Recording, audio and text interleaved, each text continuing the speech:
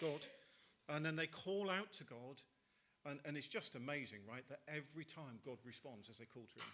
The grace of our God, right? You know, if it was you or me, we said, look, we've had enough of you, you know? You've had enough chances, you know, I'm not coming again. I'm not going to come and bring salvation. I'm not going to come and help again. That's what my reaction would be.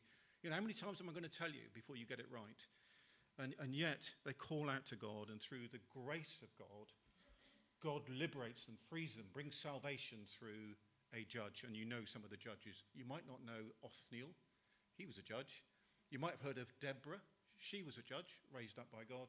You'll almost certainly know Gideon. You'll have heard the Gideon story. And of course, the story which was so well told by Jodie to the young people just a minute ago. And many of the points I'm going to be raising this morning will come directly out of that little story she told. Although we do turn these stories into children's stories and miss some of the hard facts in that. And I'm going to not dodge that this morning. So we pick the story up in Judges chapter 6 and 7. If you've got your Bibles, you might want to turn there. If you do it on your phone, then you might want to go there right now. I wish I could have time to read all of chapter 6 and chapter 7 to you, because it's a daring do story, right? But we don't have time for that this morning. So I'm going to be dipping in and out a bit, but be ready to go there with me. But let me set the scene, first of all, of where the people of God are, where the Israelites are, in terms of their situation as we pick up the story. So they're in the land that God has promised to them. They're in this land, Canaan, that God has promised to them. They've moved into that land, but they haven't fully cleared it and taken possession of it. That they've allowed people who God said had to leave, they've allowed them to stay.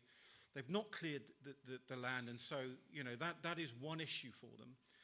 In terms of the way they are living their lives, they're living their lives as farmers of livestock and crops. So they're established in towns and villages and in farms, and they're on that annual cycle of farming, from ploughing, sowing seed, raising crops, and harvesting crops. That's their life cycle, along with animals. But at this time that we pick up the story, they're being suppressed by these people who you heard of from Jodie, called Midianites.